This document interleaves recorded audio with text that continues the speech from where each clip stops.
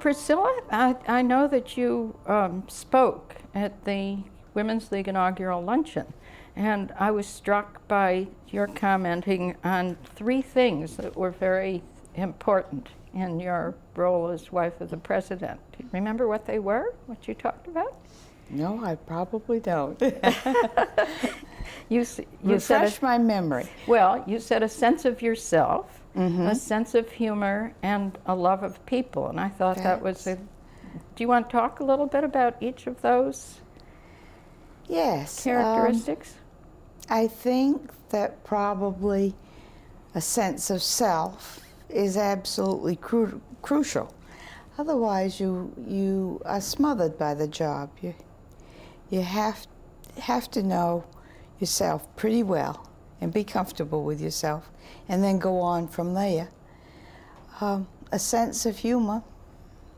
I can't imagine if I couldn't have laughed at all the ridiculous things that went on, how we would have gotten through.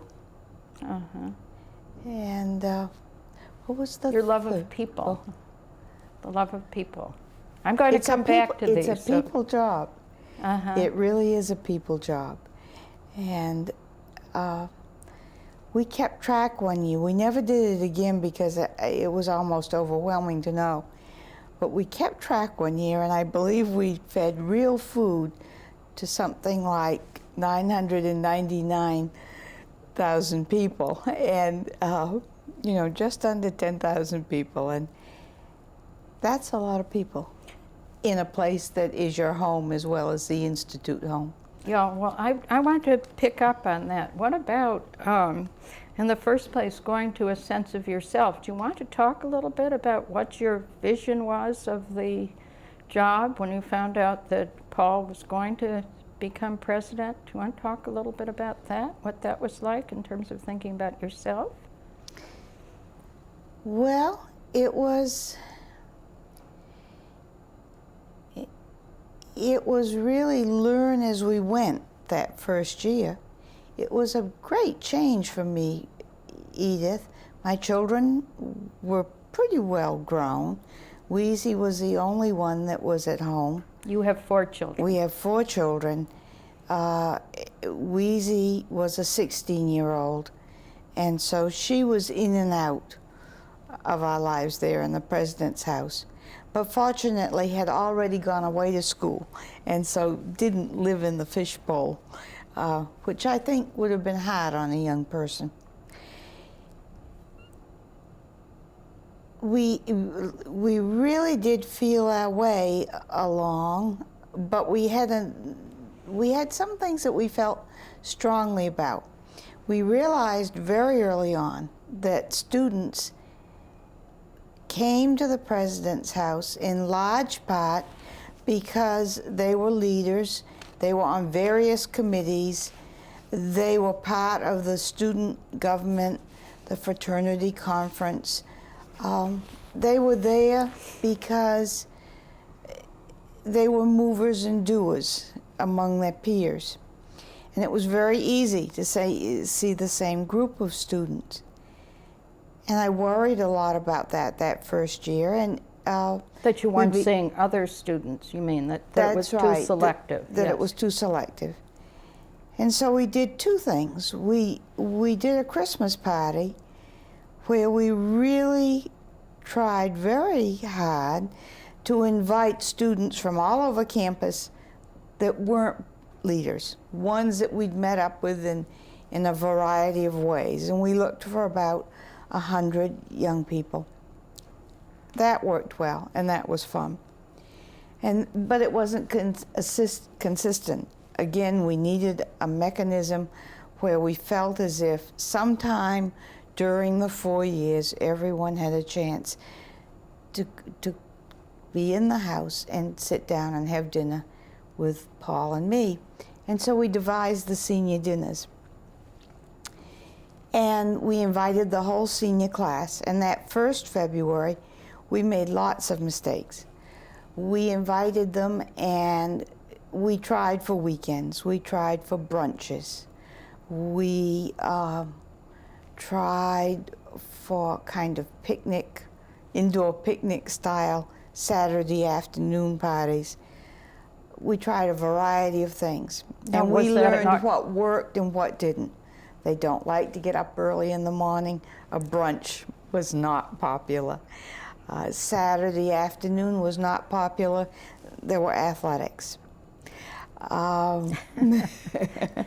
We also decided, because we were working with a limited budget, that we would serve the same thing. Then people wouldn't be worrying that they had so-and-so came on a chicken night and somebody else got fish. So we did lasagna. And at the end of 4 weeks of lasagna, Paul and I don't think looked at lasagna for another 5 years. So we went into the second year much more prepared. It was a Monday through Thursday proposition. And you kept away from weekends. We kept away from weekends altogether, because it's a lot of work to set up and have no one come, or have half of the people you're ready for come. And we found that about 70 came for each night. Out of 100 or so invitations. Yes, well, the whole class was invited, and they were given a postcard with dates, and they could select 3 choices, and then they were divided up. The first year we asked too many alumni. The idea being that the alumni would talk about what they'd done, what their interests were, why these young people should keep in touch with the Alumni Association. And that part was wonderful. But too many, and just 1 or 2 who got carried away and recited their life story, took away time that we needed for the freshmen. And so we got that under control. And by the second year, we were really in much better shape. Were you disciplining the alumni? No, we just didn't invite as many. We invited a number so that every table would have 1 or 2. And we were very specific about what we wanted them to talk about and how long we wanted them to talk. We did not talk a lot about what we were going to do at the end of the senior dinners, but we asked each young person to stand up, talk about where they came from, what they had done at MIT, and what they hoped to do next. And it really was fascinating. I think that they would have been very put off by that, hearing about it ahead of time. Right. But by the time that moment came, it was a very natural thing, and they just went around the room. And there was some marvelous evenings. One young person one year got up and said he lived just off exit 95 on the Garden State Parkway in New Jersey. And so then all around the room, all the Route 95ers. all the exits off Route such and such were mentioned. And we had some marvelous moments. It sounds like MIT with its fixation on numbers, course, whatever, exit, whatever. It was interesting to see the emphasis begin to swing towards some public service jobs, to much more teaching. I think when we first started, the first 2 or 3 years, we didn't have a single senior interested in teaching. And by our last year, we had 5 or 6 interested. And I'm in the process right now of reading applications for fellowships for the Public Service Center for teaching fellowships in IAP, and we're overwhelmed. And the problem is that they're all qualified. We just could place every one of them. I want to come back to that, but I want to go backwards for a few minutes and pick up on some of the things you mentioned. First, I'm struck by the fact that the pronoun you use all the time is we. And would you talk about the we aspects of the job? What if? Well, one of the really hard things when you're doing a job like that is to define who you are and what you're called. And the general feeling is that, oh, you don't work, you don't have a salary. And my response was, follow me for a day and then decide whether or not I work. But it was a partnership. Mm-hmm. And it was a full-time job. And it took two of us. Uh-huh. Yeah, would you talk about what other ways in which you, I mean, what were some of the, did Paul use you, for example, as a sounding board when major issues were coming up at the Institute? Is there can you talk a little bit about that, some of the issues that arose or that were particular? I hear one of the aspects that I'm struck with is the concern about involving the community. And were there other ways in which you saw that as an issue for the two of you to work on? Yes, I think there were several issues that we just sort of always had on the back burner.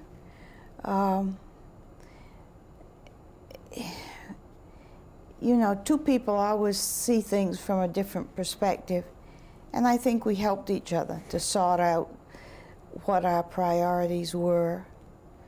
I know that when there was a death on the campus, for instance, of someone who we had dearly loved and who was really an MIT figure, Doc Edgerton, for example. We wanted so much at the time of that memorial service to gather the people that were taking part together for Esther so that she could meet them all in a setting where it would be less formal and where she wouldn't have to be standing around. And that worked well to have it at the president's house. And that was one of those things that we decided to do, and then it was my responsibility to make it happen. Those kinds of things just naturally fell to me. So it was the kind of humane and personal dimension. Mm-hmm. Apropos of that, I remember seeing you one day in a very touching situation when Doc Edgerton was giving a speech. Do you want to talk about that? And he lost his place. Do you want to talk about what went through? To describe that a little bit, because I found that a very moving moment in your role. Well, he lost his place. It was a major event. I've forgotten yes, what it was the department's birthday party, if you will, anniversary celebration. And he had put down his notes, and those that he had already used somehow got put back on the top of the pile. So he was going back to the very beginning, and we were well beyond halfway through the program. I was next to him, and I was next to the podium, and it was clear from all the hand signals and written messages being slipped to me from the floor that they needed me to do something. And it was awkward because I didn't for a minute want to hurt Doc's feelings, but I needed to rescue him. And in the end, he gave me the opportunity because he said, I think I'm mixed up here. And I could just grab that section of paper that he needed to get pulled away And he then realized what had happened, and he carried on. Yeah, because I remember thinking what a beautiful moment that was, and how graciously you had done that. And Well, he'd given me that little window of opportunity, which I really needed to do it without hurting his feelings. do you think a man, I hate to make the gender distinction, but do you think there is a gender distinction here, possibly, that a man would have had a harder time getting up to do that? I don't know. I was just in the right place at the right time, and Doc and I had a relationship that went back to when I was 19 or 20. How was that? Well, Paul worked for Doc as a TA, and so all the years that we were dating, I got to know him. And then we lived near them when we came back here for graduate school. And Doc and Esther were real mentors. As the children came, Doc would show up with a camera, and Esther would show up with a casserole. And That's a perfect combination. they've just always been a part of our lives. Uh-huh. Doc and my dad were exactly the same age and had some of the similar problems. Was your father an academic also? No, he was not.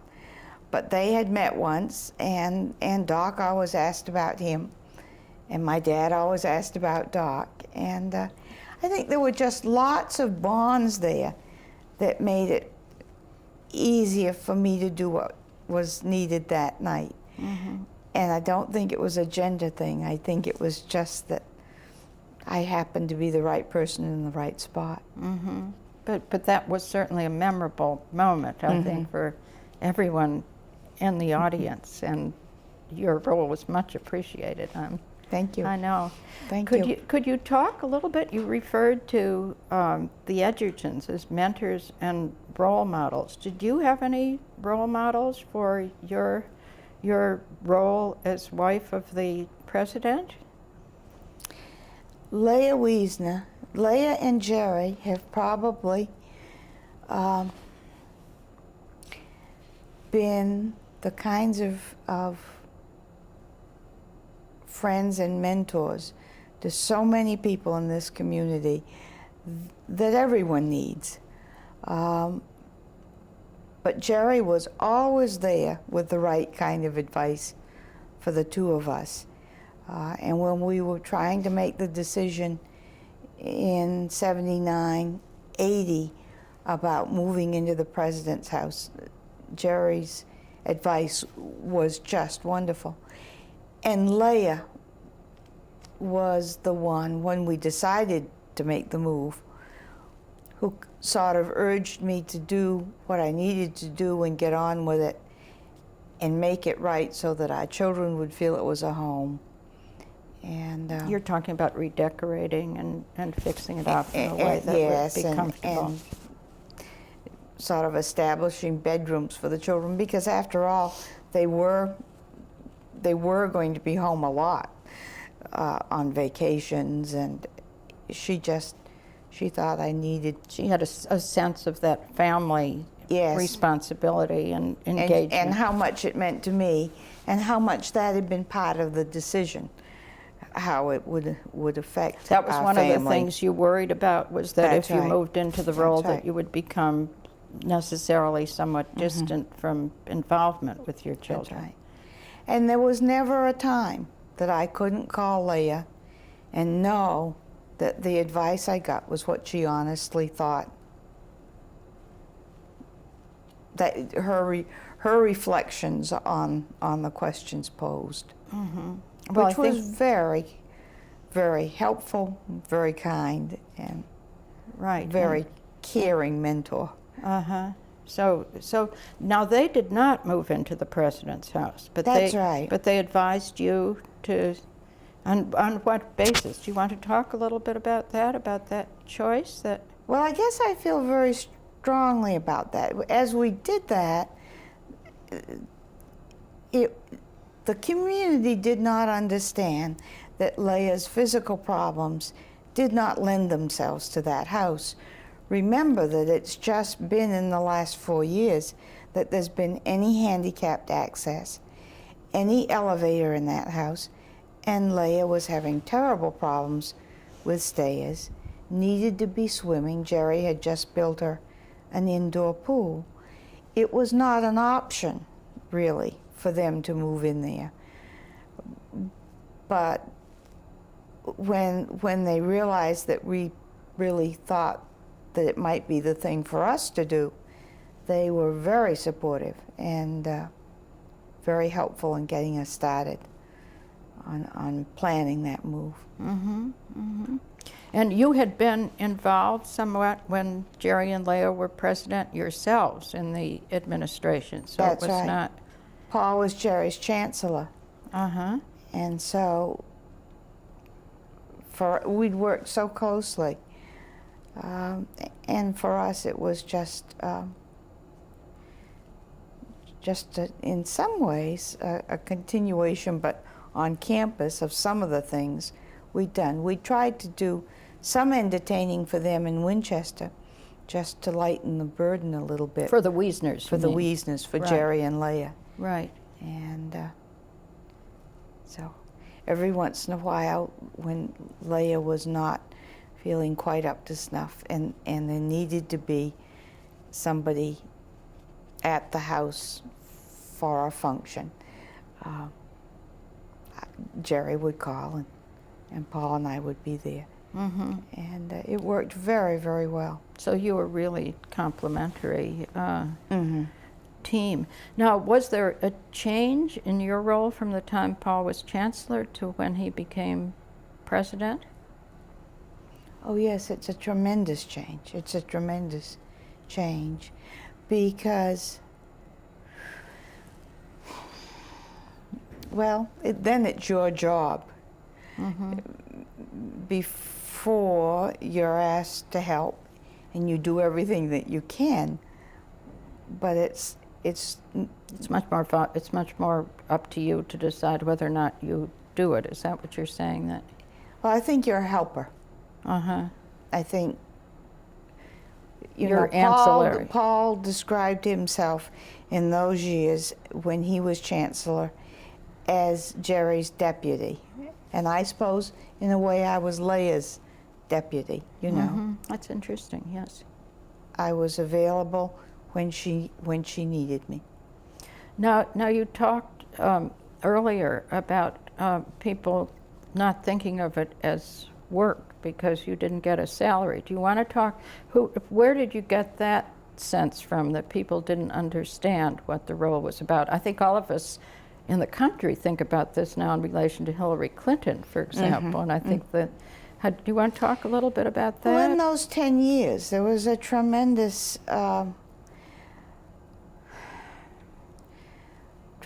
amount of discussion among college presidents and their spouses as to what a title might be. People were really searching for that. And the obvious one just doesn't spring out yet, Edith. I finally signed myself as partner to a university president. Mm-hmm. That was as close as I could come to an accurate, truthful description. I couldn't really put that I didn't work because I didn't have a life of my own. I really was totally involved here.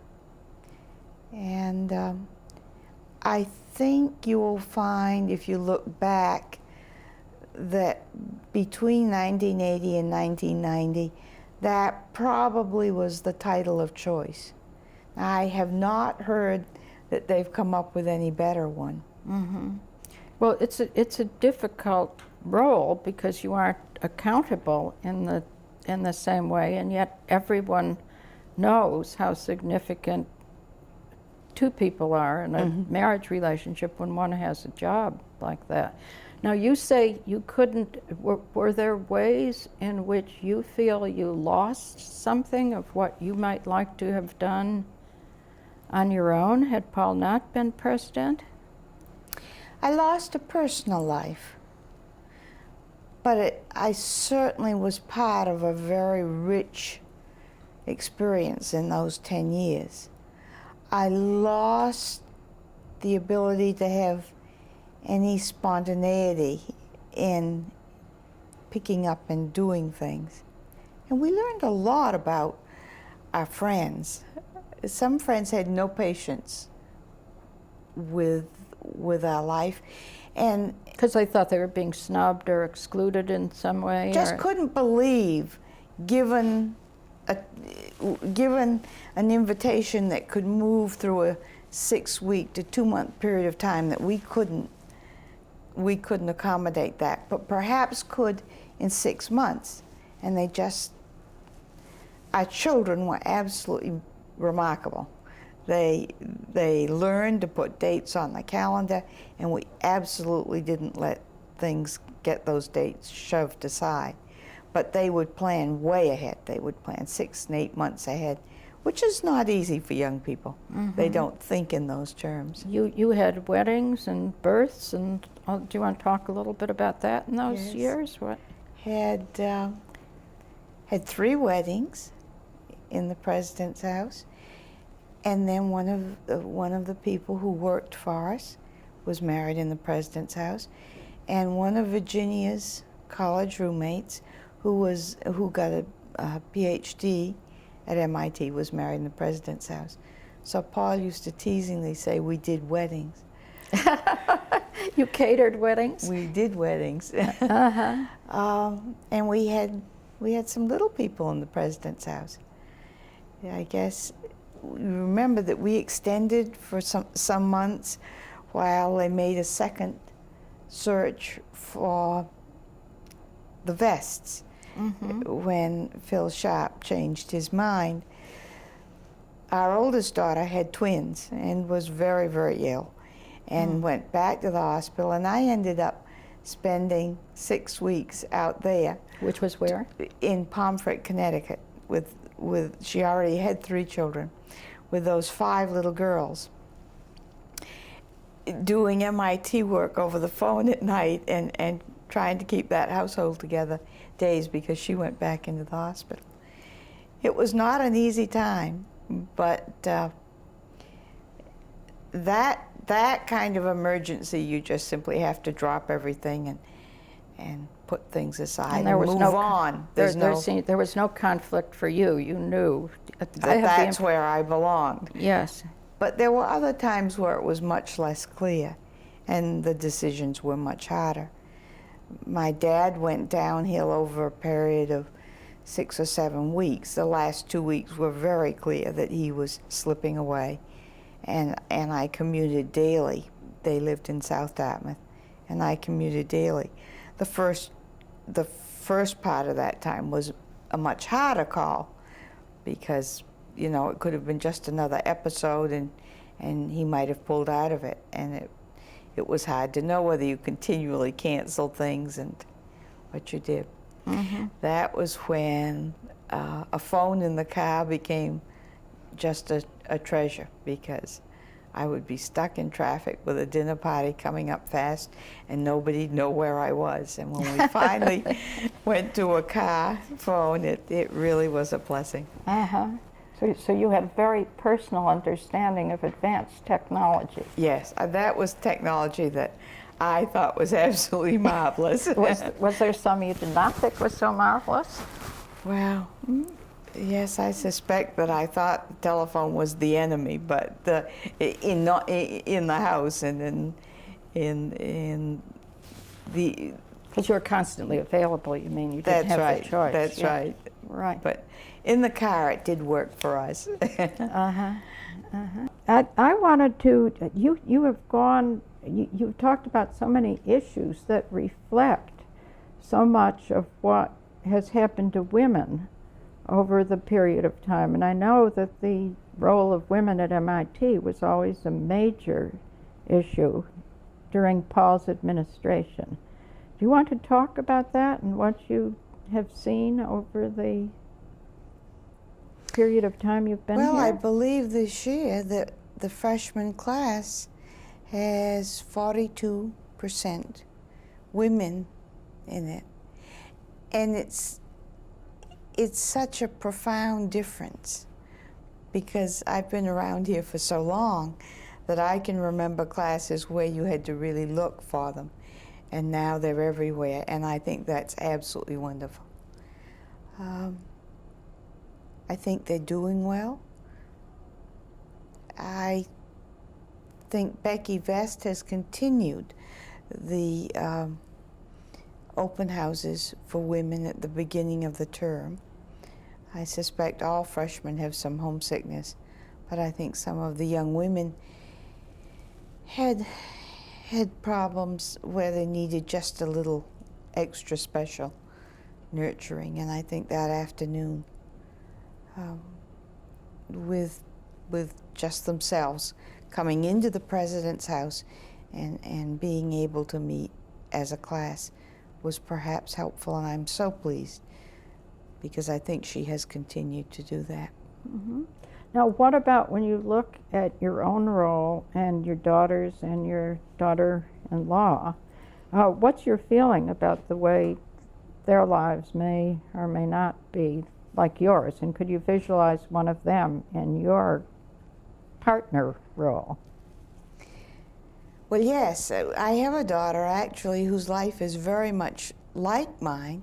She's married to a headmaster of a small private school and does a great many things that I have done through the years. She does a great deal of entertaining.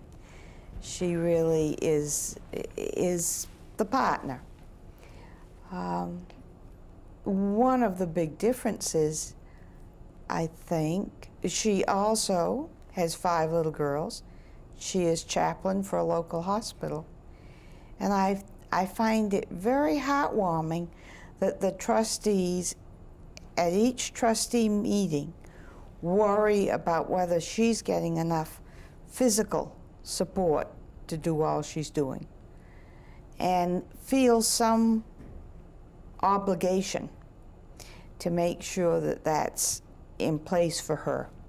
Mm-hmm. So they like the 2-for-1. They like having a headmistress's wife who is active and visible and a nurturing part of the team.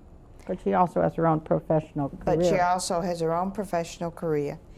And the 5 little girls are very visible and very much a part of that role. And I think it's a mark of the times that now these trustees feel obligated to be sure that she's getting some good, sturdy physical Mm-hmm. help. Well, that raises the issue also of, you've talked about the role of women students at MIT. What about women faculty? And what do you think happens at the Institute to women faculty over the years? I was impressed with how supportive they were of each other. I, through those 10 years, was invited to meet with the women faculty. I think it was sort of every 6 or 8 weeks. They got together for lunch in a 2-hour discussion period and talked about their problems, and were candid, wanting the administration to know what they perceived as the most difficult problems, and were supportive of each other. I don't know if that's continued or not, but I hope it has, because it's something that always needs to be pushed to the forefront. When people are interviewed for jobs, if there's a qualified woman in there, people need to really be pushing to look at that woman. Those numbers need to be worked on all the time, well, that was just as the minority numbers do. Do you want to talk a little bit about Paul's interest in those issues of women and minorities? Well, that was a passion. And I think he always felt that it was, he was thrilled when a position was filled by a woman or a minority. But I think he felt that with all the effort, it still fell short of where he would have liked the numbers to have been. Mm-hmm. Did you feel when you met with the women faculty that you were able to help the administration think about ways to be more supportive? In several ways. They talked about things that I knew he wasn't hearing about. And clearly that was one of my roles. That was one of the reasons they wanted me there, was to carry the message home. And that was a very easy, straightforward thing. The other part of that was that there were times when I felt that they were perhaps being a little unfair, being agitated about an issue that they hadn't really explained to the administration. Paul and his team didn't know what they were thinking. And you can't always act if you're not informed. And so the other part of what I hoped was a helpful role was to nudge them. To make themselves clearer. To make themselves clearer, to appoint a group of people to go in and talk with Paul and the provost and to get the cards on the table. Mm-hmm. Did you feel, were there times in meeting with the faculty that you felt that they didn't understand, that they were not as appreciative of the job that you were doing as they might have been? Was that an issue among professional? Because there's I suspect it was. I suspect it was. I suspect, Edith, that no one would ever say it, but I suspect that they thought that my job and my role was a strange one and one that they would not have done. It was not, they did not perceive it as a career. Professional role. That's right. Yeah. Did you wish sometimes that you were in a professional role? Would you have changed in what they would consider a professional role? Because I consider your role a professional one, although not defined that way. That's a hard question, because Paul and I have always been a team, and so I can't imagine being pulled in any other direction. I did what I should have been doing in those 10 years. I have no regrets with that. Mm-hmm. I did find it hard to never have time to be spontaneous, and I did finally set several priorities that were my own priorities: the embroidery, the work at Children's Hospital. You want to talk that a little? I just had to do because I needed to do something that was all yours. Yes, that was my interest. Do you want to talk about the embroidery, because that brings in the Women's League in a very special way? It certainly does. It certainly does. That goes back. The embroidery goes back to being signed up with Renee Fell's classes back in 1968 while we were on sabbatical. Friends signed us up. When Renee and her husband was at Harvard, and when they decided to retire, Renee asked if I would take over the class.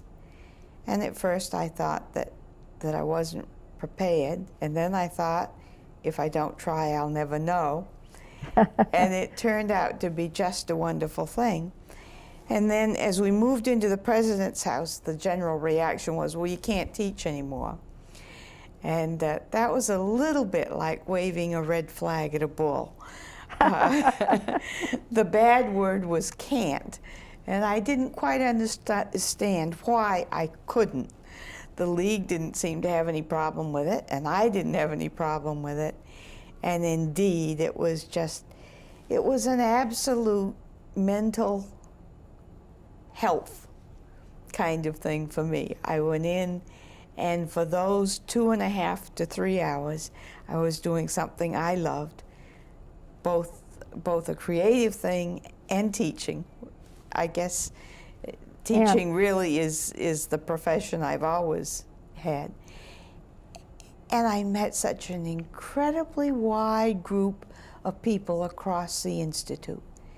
It was a wonderful experience. I met people I never would have known any other way.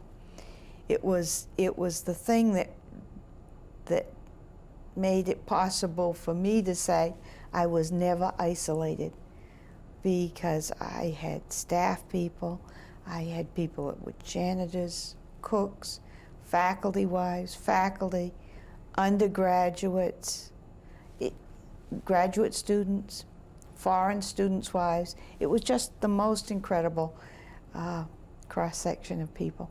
Mm-hmm. And I've treasured that experience. Well, I think you began by talking about love of people as being an essential attribute of the job, and it's certainly, your love of people certainly seems to have been manifest in every comment you have made during the course of our talk. And I know that that your love of people is getting you, and your sense of responsibility means that you have to leave for your embroidery class. Yes. A stitch in time. Yes, we're back to stitching. Yeah. Thank you, Edith, very much. Thank you. It's been a very pleasant hour. Well, I loved it, so I just have enjoyed it very much. So good. Okay. Because I think that fits in really to begin. Priscilla, I know you have a few more minutes, and I can't resist picking up on something that relates on how people perceived your job. And I know that you had some unusual experiences. Do you want to tell about one of them? Well, there were several that stand out, Edith. They really had to do with both not taking yourself too seriously, but having some sense of yourself too. We had a change in gardeners, and more I was able to have a chance to do flowers, which had not been a popular idea with a woman named Frances Driscoll who lived there in the house. And she retired, and the new gardener came along, and I decided that I would like to give it a try. I'd always loved arranging flowers, and I thought that would be a wonderful thing to do. So I took myself over to Winston's, and I bought my cut flowers, and I signed the bill. And as I signed the bill, he said, "You must be the new housekeeper working over at the MIT president's house. How are they to work for?" And I said, gave us very high marks. I said that they were just great to work for, and went out laughing. And Paul chuckled about it for weeks. We just really enjoyed that. That summer, I represented MIT at the dedication of the new wing of the MFA. You may remember that Barbara Bush came to give the dedication speech. And someone let me off at the entrance, and I got caught in the revolving door, and it wouldn't stop. I couldn't get out. I couldn't get out on the outside. I couldn't get out on the inside. You'd become a revolutionary. That's right. And suddenly, this huge, burly man sort of plucked me like a mother cat would pluck her kitten, literally out from this revolving door, wedged his body in, got it stopped, got me out, kind of shook me and stood me up and looked at me, and then turned to Governor King, who was governor of Massachusetts at that time, and said, "Look, Governor, it's the housekeeper at the MIT president's house." And that, he thought that because the governor is an ex officio member of the corporation. And for each corporation meeting, he would breeze in, greet all these people, open the meeting with brief remarks, and leave.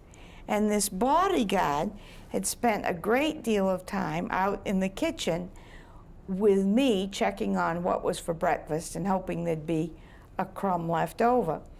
And he never ever did get clear in his mind who I was. And so we've had many laughs over that. Uh-huh. But I was very glad he was there at the MFA dedication that day to rescue the housekeeper from the president's house. Uh-huh. Uh-huh. Well, there's your sense of humor again. Kept you and held you in good stead. That's right. Better to laugh. Right, right.